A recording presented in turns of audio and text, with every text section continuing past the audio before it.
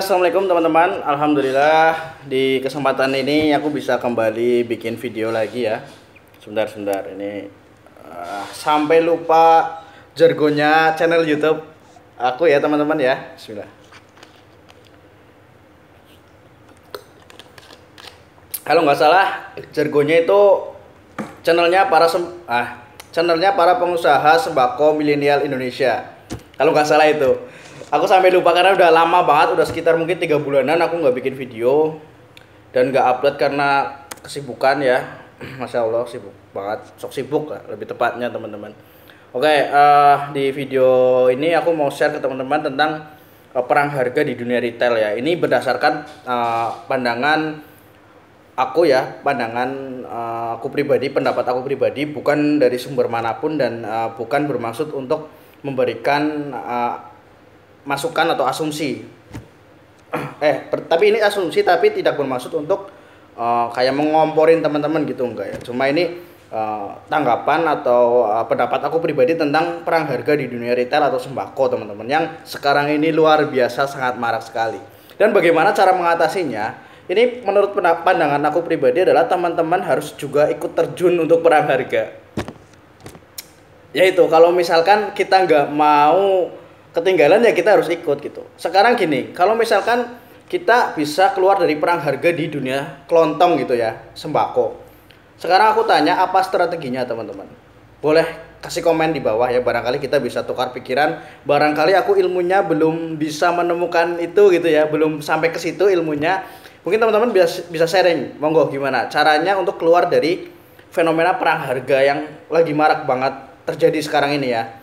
Kalau menurut aku kenapa harus terjun gitu ya? Karena misalkan gini ya, ada 5 toko di satu lingkungan, 1 2 3 AB, 1 2 3 ya A B C D E misalkan ya A B C D E.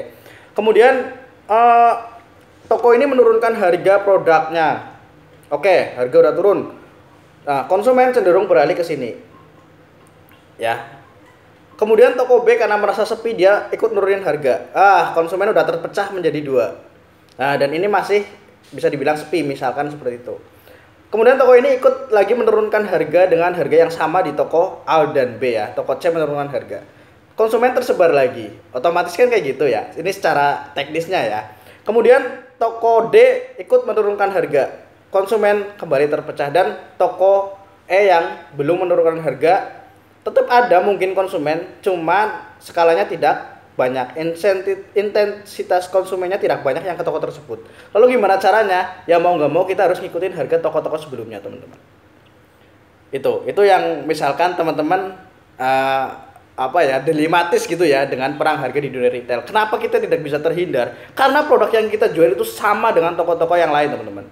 Kita mau ngutamain apa, pelayanan atau mungkin kebersihan toko is okay gitu. Tapi segmen market retail atau toko kelontong itu tidak terpengaruh dengan itu. Sedikit sekali yang terpengaruh dengan itu.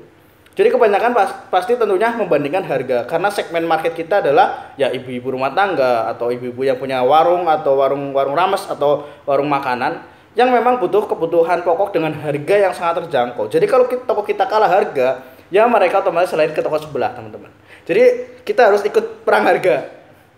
Itu jawaban dari aku ya teman-teman ya. Monggo kalau teman-teman punya jawaban yang lain silakan bisa komen ya. Nah, itu kita paling nggak harus ikut perang harga. Kalau misalkan toko yang lain sudah menurunkan harga produk kebutuhan yang sama kita jual di toko kita gitu ya. Nah, gimana untuk sedikit meminimalisir margin yang tipis gitu ya. Untuk meminimalisir margin yang tipis, kita perlu subsidi silang dengan produk yang lain teman-teman ya. Jadi kita harus menyediakan produk yang bisa mengangkat margin sehingga margin yang didapat dari total penjualan pokok itu tidak terlalu tipis gitu. Gimana caranya? Mungkin teman-teman bisa mengadakan produk yang lain di luar produk kebutuhan pokok seperti snack atau mungkin selain snack bisa air mineral gitu ya. Yang orang itu cenderung nggak menghiraukan harganya kayak es krim. Secondary lah, pokoknya kebutuhan yang secondary gitu. Insya Allah itu bisa mengangkat margin. Itu tergantung kreativitas masing-masing teman-teman ya. Tapi ketika untuk ada perang harga, ketika di lingkungan teman-teman ada perang harga, tentu teman-teman harus ikut.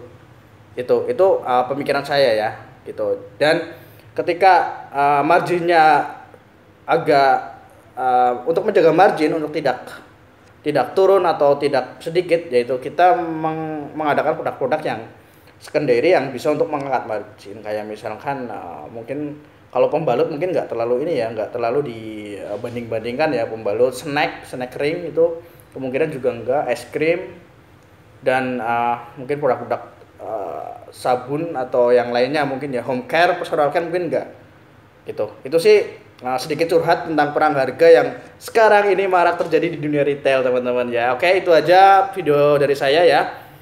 Insya Allah nanti kita akan bikin video lagi yang lebih prepare ya, ini karena saya sebetulnya belum ada persiapan, tapi hati saya udah kepengen banget ngungkapin ini ke teman-teman ya, karena memang fenomena perang harga sekarang ini semakin banyak gitu ya. Oke, terima kasih, sukses selalu buat teman-teman pengusaha sembako milenial Indonesia.